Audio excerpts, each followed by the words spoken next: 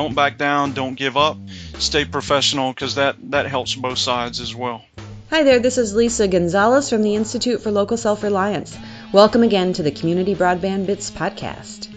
We often talk to experts in telecommunications, but seldom do we get the opportunity to talk to someone like Mark Creekmore. Mark is a technical consultant for a major IT company, but he's also a concerned citizen from the state of Georgia. Like many others, Mark had problems with his internet service provided by Windstream. When he took steps to solve his own issues, little did he know he would eventually be testifying at the Georgia State Legislature as a consumer advocate. Mark's strategy, documenting his experiences and sharing his findings, is one of the best ways to create positive change. Mark details his methods and describes how shared experiences, tenacity, and a little noise can go a long way to make things better for all of us. Here are Mark and Chris. Welcome to another edition of the Community Broadband Bits podcast. I'm Chris Mitchell, and today we're changing it up a little bit. We have on the show Mark Creekmore, a tech consultant for a major IT company, a concerned citizen, and someone I became aware of because of a tremendous amount of work he's done in Georgia to bring light to a bad broadband situation. Welcome, Mark. Good morning, Chris. Very excited to have you on the show. We've been trying to do this for 6 months, and I've never was able to connect with you, unfortunately. But I became aware of you around the situation with Windstream pushing a bill in Georgia to try and limit local authority to build the network. And that, in researching that and seeing what was going on, I became aware of your efforts to pressure Windstream into improving your connection. So why don't we start? Can you just tell me a little bit about your history as a Windstream customer? Sure. I moved into the community here, Dawsonville, Georgia, over 4 years ago, and at the time, I was negotiating with my fiance where we were going to live, and told her that if I was going to move to Dawsonville, I needed to know that we had a good internet connection there, because I often work from home and often remote in with customers and do remote consulting. So it's important for me to have a connection that's stable.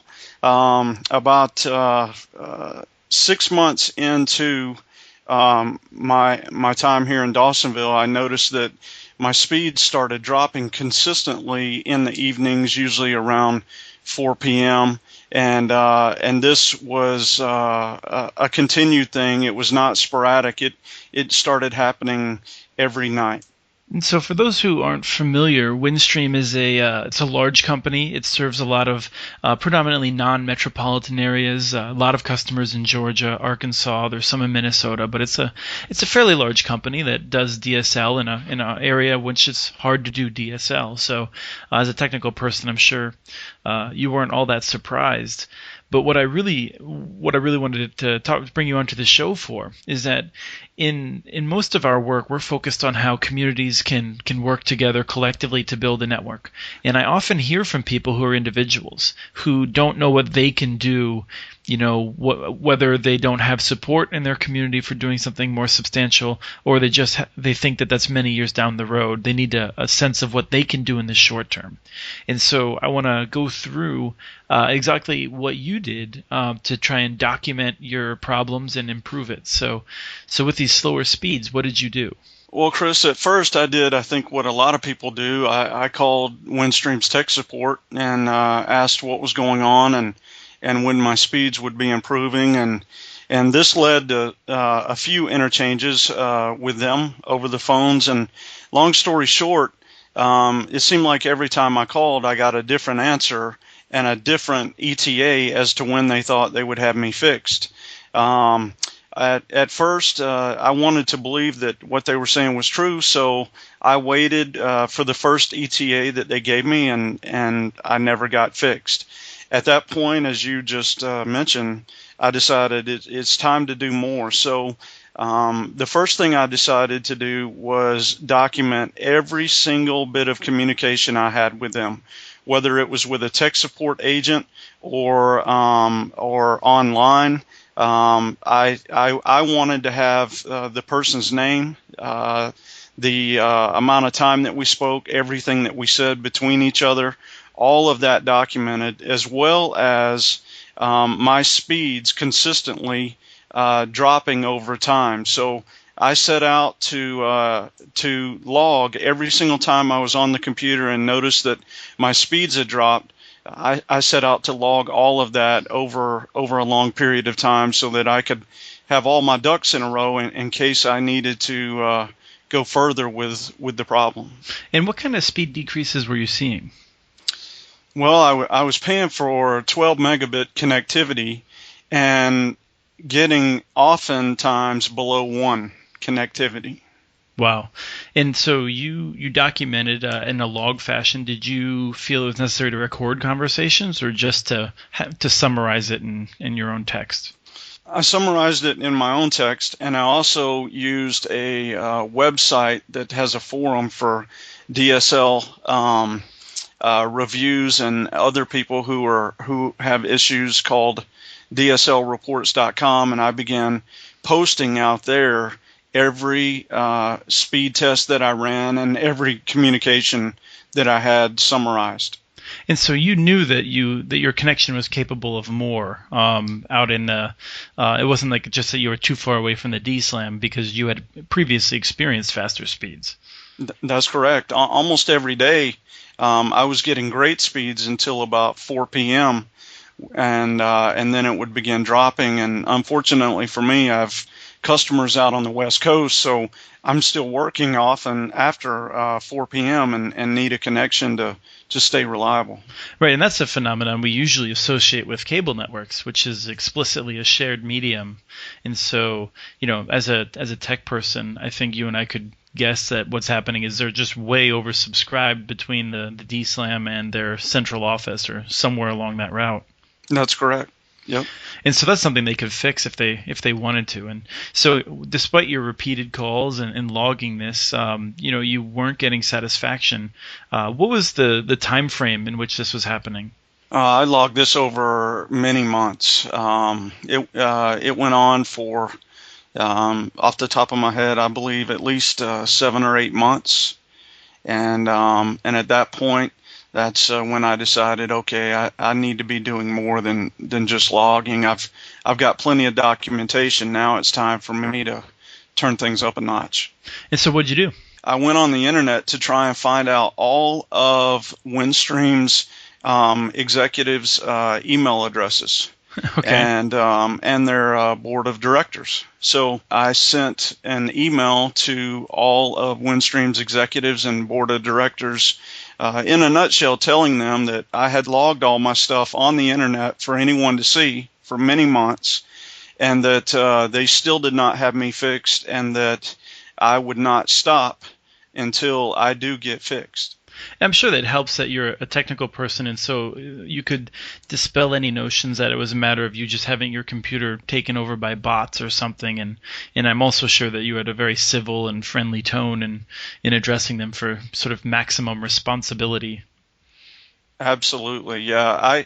I looked at it from a standpoint of how would I like to be treated if I were on the other end and had never encountered me personally, and I also worked from the standpoint of if we're not going to be professional, then we're never going to get anywhere. So I stayed firm, and I always repeated back the same things, and let them know that even though I wasn't someone who was going crazy and shouting and whatnot over the phone, I was going to continue to put pressure on them until I got what I was paying for.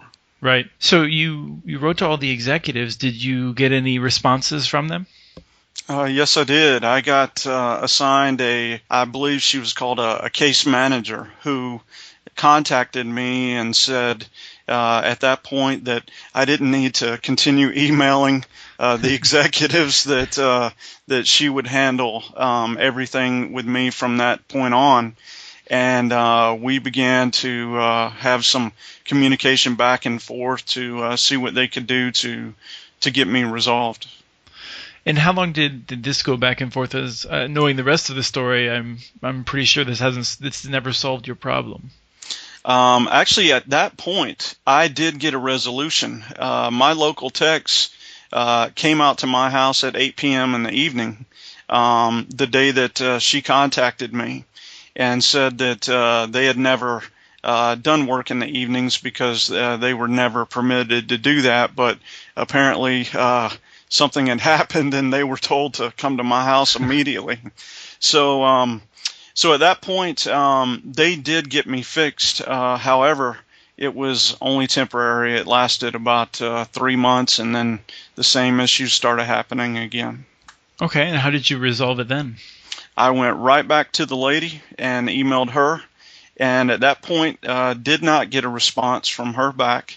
So I went back to emailing the executives again, and said, hi, it's me again, and sorry that I'm contacting you again, but it is what it is, and I'm not working again, and once again, I'm not going to stop until I'm getting what I'm paying for. For me, as I listen to this, I just think these are great steps that anyone should be taking when they're in this situation. Fundamentally, I don't think companies like Windstream or Frontier, these are companies that simply don't have the resources to connect everyone. And so everyone that's in your situation should take these sorts of steps, and in the hopes that this record will be useful in terms of moving forward. It may not be just in terms of an immediate resolution of faster DSL, but it'll be useful, I think, in terms of a record for policy changes to bring in more options and that sort of thing. Sure. So how did the executives react this time? Did you get a limo and an air flight to meet with them personally?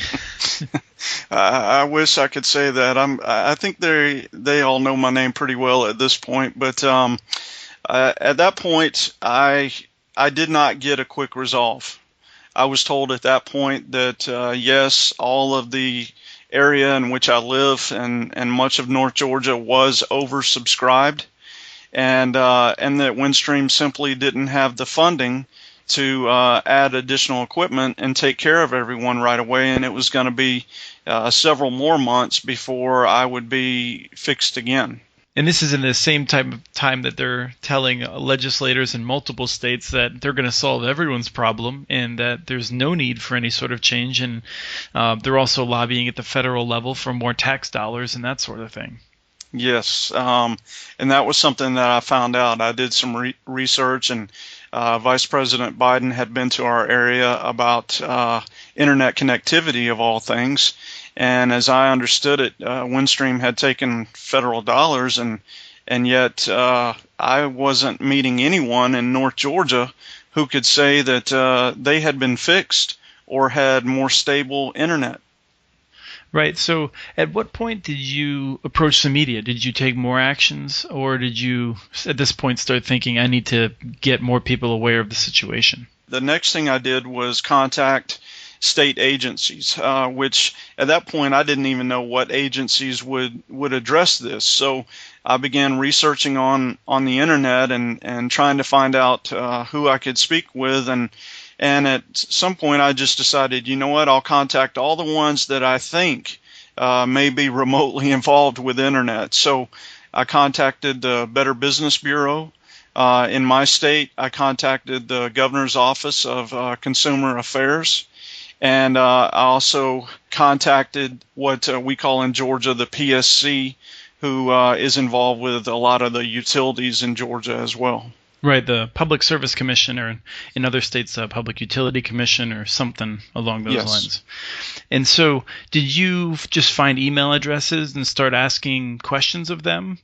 Yes. Okay. Yes, I sent them all emails and gave them links on the internet to my post showing how long this had been going on, and asked them to review all of it and open an investigation, or tell me who can open an investigation and start looking into this, because I was one of hundreds of people that are affected. And how did you get responses from all the agencies, or get a sense of how to proceed? Yes, I did. I got a response back from a couple agencies, as well as the FCC. I forgot to mention that one, saying that they would look into it. And the one that was the most responsive was the Governor's Office of Consumer Protection. they responded back and told me that they had opened a case and asked me to keep a lot of our communication between each other confidential, which I'm still doing to this day as the case is still open. And you also at some point found a Facebook group. When does this tie into here? Yes, at that point, actually, when I had contacted all the agencies, I found a Facebook group that was started by another guy here in Georgia named Mark Wyatt, who was also upset and going through the very same issues I was going through. And he had created this Facebook group originally.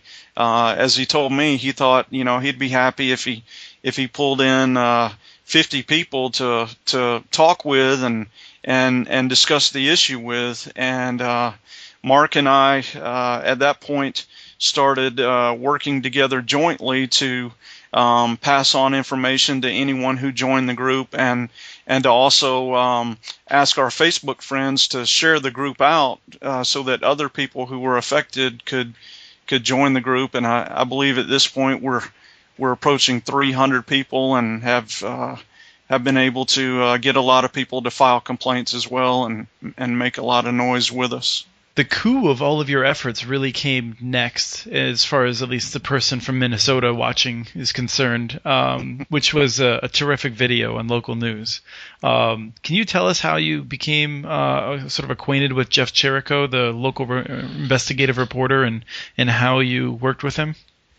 At that point, I had emails that I had sent to the other state agencies, so I had a lot of detail and had it summarized pretty well what I had been going through, along with all the links that I had added in to tell people where to go to see all the speed tests I've been running over time and so forth. So I then went out on the internet and found all of my local news media websites, so all the major TV stations in Atlanta, and searched for who all the investigative reporters were, and compiled all of their email addresses into one email.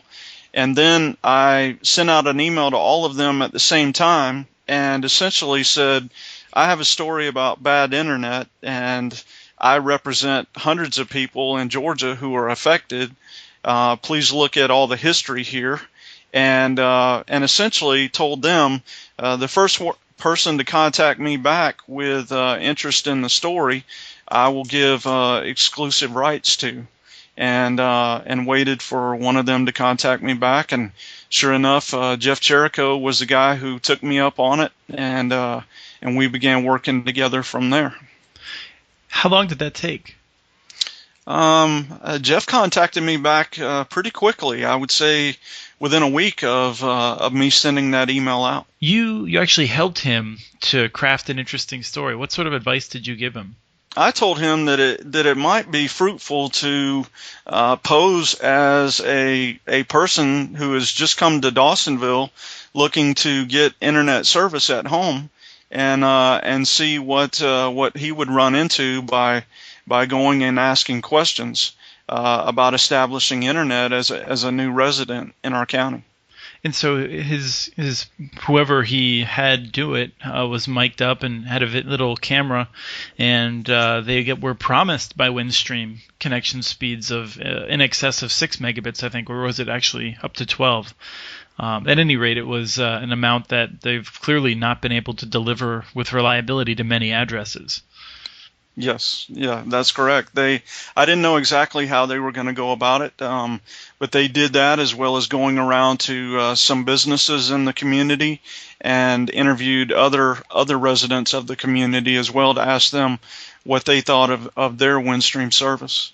And all of this coverage came out at just the right time when Windstream was trying to basically lock out any sort of competition it might face by preventing any communities from being able to invest in their own networks. So what's happened since then?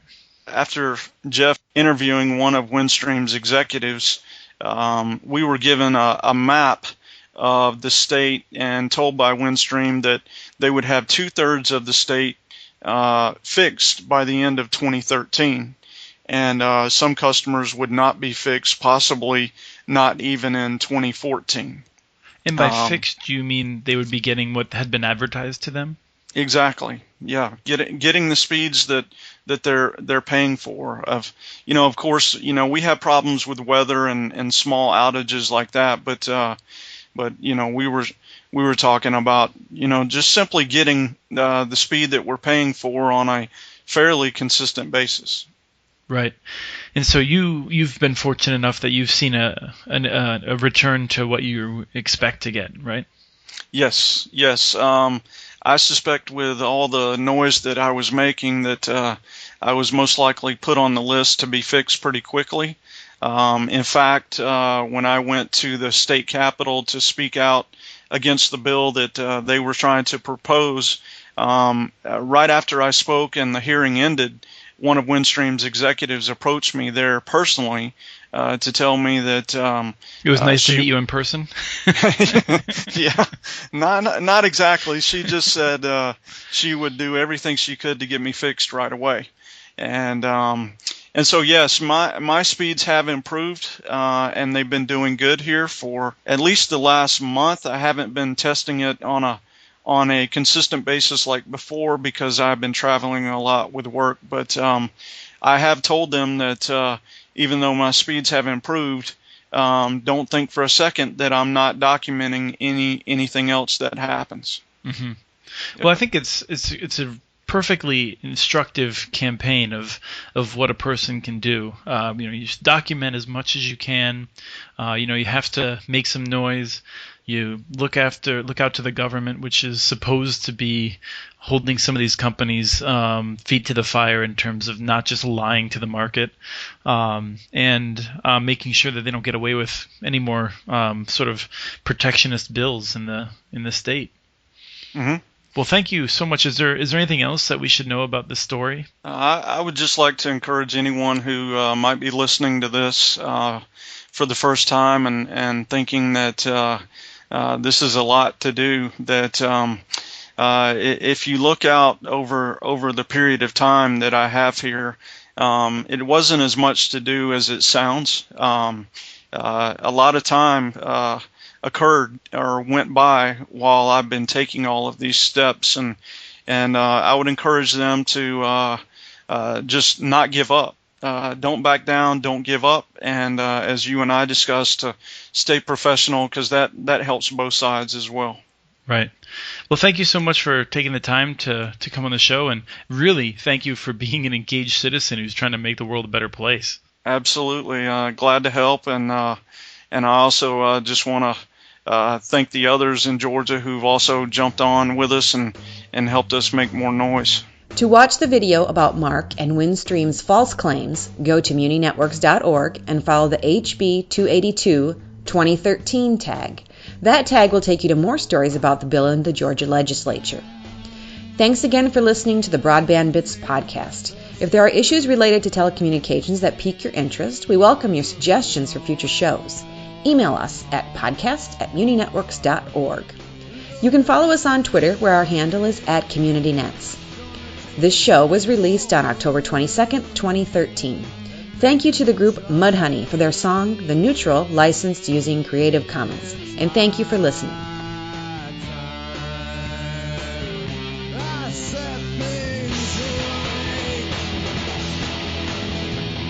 Embrace the positive, reject the negative. What about the neutral, which is neither